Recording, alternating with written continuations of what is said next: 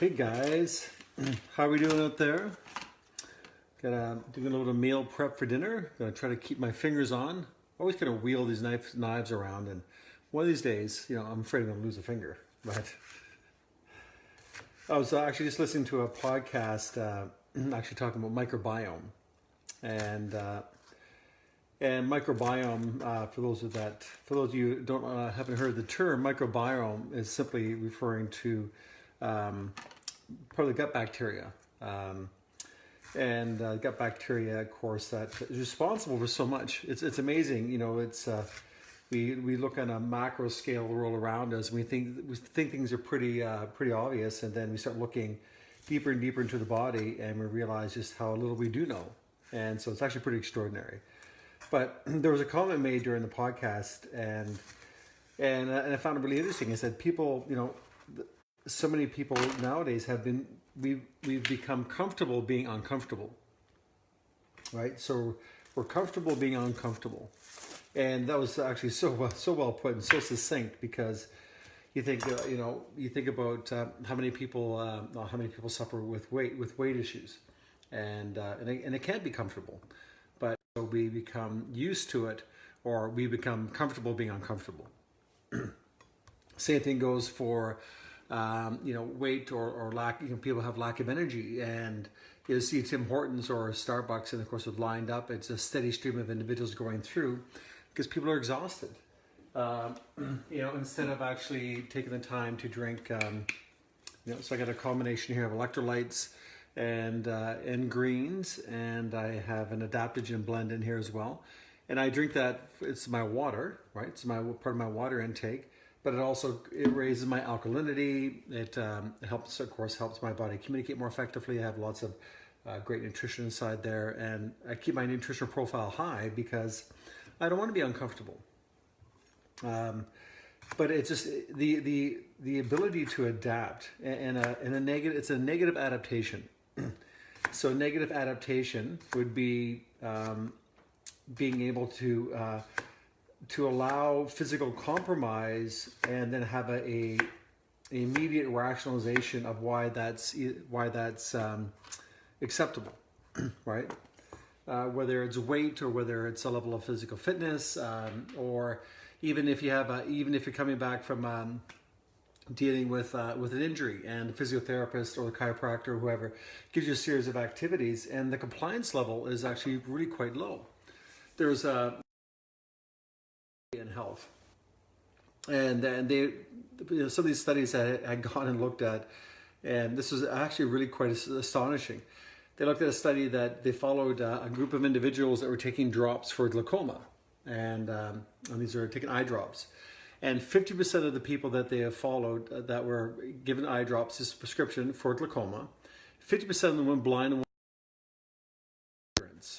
and they stopped taking the drugs and medication. And 50% of the ones that went blind in one eye went blind in both eyes because of lack of adherence to taking the medication. And just recently, and that was a few years ago when I actually went through that book, but even just recently, you look at organ transplant. So somebody getting a lung transplant or a kidney transplant, what have you. And actually, there's a good percentage of them that actually stopped taking the anti-rejection drugs a short while after actually having the surgery. And there's a whole plethora of possible reasons, but why? What is it in our psychology? What is it in our mind that would actually allow us, allow us to deviate away from a course of action that would save our life and certainly improve our quality of life, from blindness to having an organ? I mean, imagine the awful conditions that we have to be under to actually be waiting for an organ, and whether it's dialysis or through having necessary to have a kidney transplant or a lung transplant or whatever the case may be, but to actually go through all that pain and suffering to actually have the organ transplant, to be lucky enough to be on the list and actually have that organ transplant, and then simply not take the anti-rejection drugs that are given you, and it's just. And it's not a judgment. It's an amazing idea, right? So again, it's just trying to, you're just trying to think, like, what would have to go through your head to make you do that? but again, it's no different than somebody dealing with a serious weight issue, right? And how is it that we allow our weight to get so out of control, and what do we have to do inside our head to make that okay, right? So, and again, I think all these things, being self-aware and being mindful and being powerfully honest with ourselves, I mean, it's really quite an extraordinary thing. I think so a lady I met, I actually only met her once, Andrea, and she has a medical condition that she deals with, and I was following her on Instagram, and this is a really seriously a life-altering condition that really demands huge amount of challenge and fortitude to be able to navigate something that's actually taking you in at the knees constantly, and you have little or no control over it, and there's no answer for it. So you think about all the lifestyle created diseases, things that we actually do, we actually create. We actually created the heart disease, right? We created the lung disease. We created the metabolic syndromes caused by obesity. And again, and it's not a call out, to shame people with dealing with these issues. It's more of it's kind of a philosophical conundrum. Like how do we get there, and how do we become mindful enough and really be accountable enough to ourselves to step out of that, right? To wrestle with it. And one of the things I find in my life constantly as I try to grow and stretch and reach, and there's new things that I want to do in my life, and there's things that I really am very passionate about, but I'm struggling to find a way to move it forward, to educate and illuminate more people on a possible path. There's a million ways to move forward. You just got to pick one, right? Certainly pick one at a time. But what I recognize is probably the most important factor for me and for my journey certainly is I have to one, come to grips with whatever it is I'm dealing with health-wise. We'll just stay on the health topic because we could branch off many topics. But whatever it is that I'm dealing with, I have to claim ownership of it to start with, because if I don't claim ownership of what I'm dealing with, I have nowhere to go. Right, so I'm automatically dead in the water if I don't claim ownership of whatever the issue may be, and that's not always fun, I gotta tell you. All right, but the second part is that I also have to recognize, okay, what's currently occurring generates this emotional state, right? It's making me feel this way, and not only makes me feel this way, this is how this feeling shows up inside my body. Okay, so again, it's a bit of a I'm kind of mapping it out. So this is the idea, this is the circumstance, this is how it's making me feel, and this is where it's showing up in my body, right? So I'm aware of the effect, and also really quite well aware of the location, right? So, because sometimes, of course, you'll find, especially with naturopathic medicine, organs will have a series of emotions that are kind of correlated. So disorders or diseases in certain parts of the body can be correlated to certain emotional states, which are neurochemical in their makeup. So it would kind of make sense, right? If our chemistry changes, then of course it may upset the natural function of a certain liver or organ systems. So knowing what the issue is, knowing how it makes me feel, and knowing where the feeling resides inside my body. Okay, so that's one map, and this is more of a kind of diagnostic thing for my own, my own mental health. So secondly, I have to look at, so what is the other side of this? So where's the position I'd rather be in, right? And again, health-wise, so what would that look like, right? So I want to be able to imagine the possibility of having health different than what I'm currently experiencing. What would that feel like? Right. So again, I want to be able to move myself forward, and again, remember, we respond heavily to feelings, right? So feelings, we tend to respond to them a little bit too rapidly. So if I understand, okay, this is what the other side of this would look like, this, right? My health transformation would look like this. It would feel like this, right? So I want to be able to be very clear on the feeling that I'm looking to generate through this change in lifestyle. And then, of course, what else? And I want to also look at what else would change, right? What else would change if I took these steps, created this feeling, had this feeling? What would change, right? And how many people would be positively affected by that whole process? Because I think one of the most important things that we fail to realize that life is not about you, right? Because we're part of an ecosystem. How many people are affected by your decisions? If you get sick and die, or when somebody, it's a good example, when somebody takes their own life and all of a sudden they think it's only about them, but all of a sudden there's just a whole community that's devastated by the loss. Right, or somebody that's or a young person dies prematurely. I mean, how devastating is that? So we're really deeply connected to each other, and everything that I do for me in a positive way has a positive what's the word? Has a positive kind of a ripple effect in the world around me, right? So any improvement I can make in my own life will simultaneously have an improvement of people around me. If I'm doing good, you're probably going to be doing a little bit better, right? If I'm not doing great, then I'm actually going to rob the energy from the world around me just a little bit, because we're so interconnected in such a powerful way. It's just there's no separation of any of us, which sometimes makes me feel a bit claustrophobic. But there's also a really powerful sense of responsibility to show up as best that I can, and not make the world any worse than it already is. My friend Deb here is a good example of that. Every time I see her, she's got a big smile on her face, and she's had lots of challenges, but man, she doesn't take her challenges and push it out and beats the world with it. She realizes that life has lots of struggles to it, but she shows up with a smile on her face anyhow, right? And it's a really good example of how we move forward that way. But again, when you're going into this aspect, when you're thinking about, this is how I want to show up in the world. This is what it feels like. This is how it'll affect the world in a positive way. What's really interesting is that when you think about, how I'd like to be, can you remember a time how you were already like that on some level? Right? What is the feeling? What is that? If you look at the feeling, I choose to have the feeling I'd like to have in the future, about being healthy and feeling better. When in your history were you that person? When in your history did you have access to that? What did that feel like? And hey, Craig, how you doing, my friend? So if you go back and look at your history, and this is a little bit of data mining, right? We want to be able to look at what we already have access to, who we already have been. And the likelihood is that when you think about a certain level of fitness, a certain level of being and feeling, you probably already have that. You probably have already had that experience. So, and the reason why I bring up that you've already had that, because here's the interesting thing about how the mind works. And if you guys, hopefully you can follow me, I'm not on too much of a tangent here. When I'm thinking about something and I'm processing the idea of projecting a goal, in order to think about and project a goal forward, my mind has to access my memory banks of all the meanings around those possible meanings around that goal, and when have I had that idea or that discussion before, right?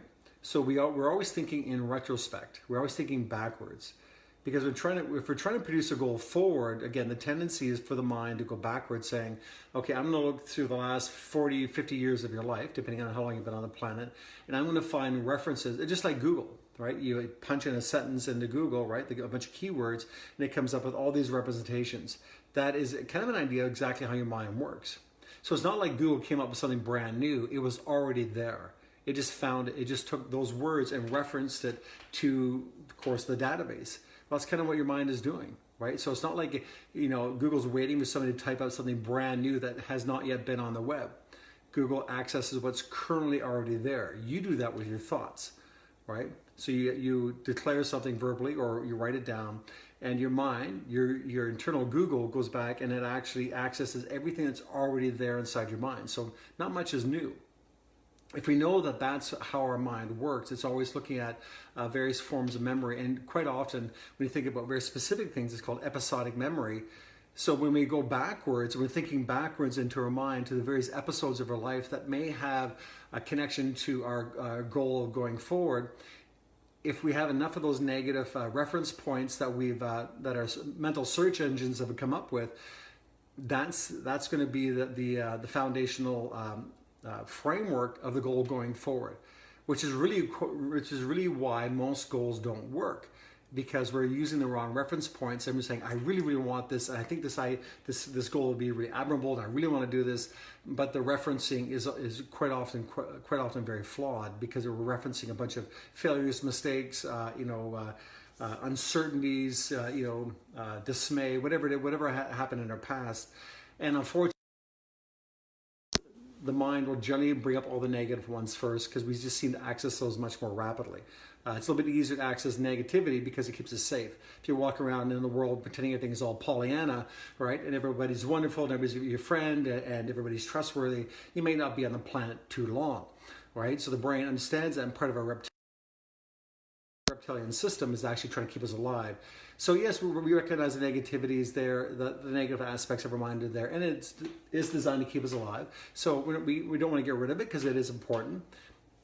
Again, but go back and think about, again, the emotional context. If we go back far enough into our history, and if you can identify, let's say, three periods of time where the emotional state that you want to move to, where have you experienced that before? So if you think about health and vitality and waking up where you're just wide awake, right? And you go, man, I feel great. My head is clear, day without a hangover, right? So you may have to bypass maybe your late teens and early 20s, might not be anything significant there, but waking up feeling good. But you know what I mean? So if you find, 2 or 3 circumstances, and if you say, listen, and pick, I call them my I am statements. So if you pick 3 I am statements, and one could be, just I am vibrant and I'm excited, right, about life. So write that down, right? And then as you write that down, we want to actually look at, now what would vibrant and excited feel like? Okay, so we want to start mapping it out. So be very specific. Otherwise, being too ambiguous, the brain doesn't do really well with that, and it'll fill in the blanks for itself, right? So we need to be more specific. So I am vibrant, right? I'm excited about life. Okay, when did I last feel vibrant and excited about life? And that's what you want to journal on. And you want to actually go through the archives of your mind and kind of tease that information out. And you might have to think about it for a while. Maybe, and you may only come up with one. And the likelihood is that there's many points in time in your life where you actually felt excited and you're really happy to be alive, right? You're really, really looking forward to your life and to your day. So you start writing the brain, and we'll go, yeah, it's just, okay, well, this sucky one here, 1985. So write it out. Okay, this was the moment, maybe perhaps your first day, the ski season opened up, you had a brand new set of skis, and maybe you're heading up there with your boyfriend for the first time, and it was just a really great feeling, and you felt great to be alive, you were in love, and all these, you're healthy, and you're going to hit the slopes and spend a beautiful day, flying down the face of a mountain with some fresh powder. Whatever being excited about life means to you, and whatever your experience was like. So as you write it out, write the experience, and then feel the emotions that come up with it. As the emotions come up, try to identify them. Okay, well, this is what excitement feels like. This is where it shows up in my body. This is how it feels. Right, and see, as I'm talking, guess what my brain's doing? I'm the words of being excited and feeling vital about life actually is. Because I'm talking about it, my brain is accessing that possibility, which is doing what? It's making me excited, right? Because my speech is becoming a bit more hyper accelerated, and I had a coffee a long time ago. So, so it's interesting how that works, right? So I'm taking on the state of the very conversation I'm having about the effect that I want and the possibility of living into that emotional state, right? But if I don't tell my brain where it is, if I don't go kind of digging around the archives of my neural tissue, my brain won't look for it for me, and the likelihood it probably won't. You might be one of those unicorns who really access beautiful emotions all the time, and I wish that I was that, but I'm not. I have to work hard. I'm a positive person, but I'm not always a happy, go-lucky person, right? Neither am I morose and depressed. However, but I flatline quite a bit where I got stuff to do, and I'm not really thinking about too much other than trying to get my work done and try to figure things out. So part of so going back to the I am statements, it's just what are the three emotional states that you'd like to be in that your goals with health and wellness hopefully will take you to. This is what I'd like to achieve by dropping this weight or doing more cardio or feeling stronger or actually rehabbing my knee. This is what I'm looking forward to, and this is the feeling around it, right? So if you know what the goal is going forward, then let's go access when you felt that way. Find the emotional state, and then start planning your goals, now you actually have the emotional context of the goal that exists already inside of you that you can access consistently. And so part of your mantras around your fitness goals and your wellness goals, you actually access that. So when you're thinking about going to the gym, and for me it's like 5 o'clock in the morning, or it was 5:30, my alarm goes off, and I'm going, it's cold and it's dark. I've got about just a few minute delay as my brain is kind of it's asking for everybody's opinion. My brain's slowly waking up and going, okay, it's like it's 5:30 or it's 20 after 5 in the morning. What do you guys think? Should we stay in bed? It's freaking cold outside. We only got to sleep like 6 hours ago, so it looks for a vote, right? How many people think you should just stay in bed till 9, and how many people think you should get his ass out of bed and get to the gym? And so there's a short period of time where my brain is hunting for the decision-making process, hunting for somebody to speak up on my behalf to get my ass out of bed. But because I had this powerful feeling around what it means to me to get up early, to get to the gym, and get back here before my kids are awake, being able to cook them breakfast, take them to school, and be on my ass in front of my computer at 20 to 9 and have an amazingly productive day, that feels really good. And that motivates me, right? So, but I actually have to walk through that process and really, be very mindful and identify these feelings, what it feels like, what's the purpose.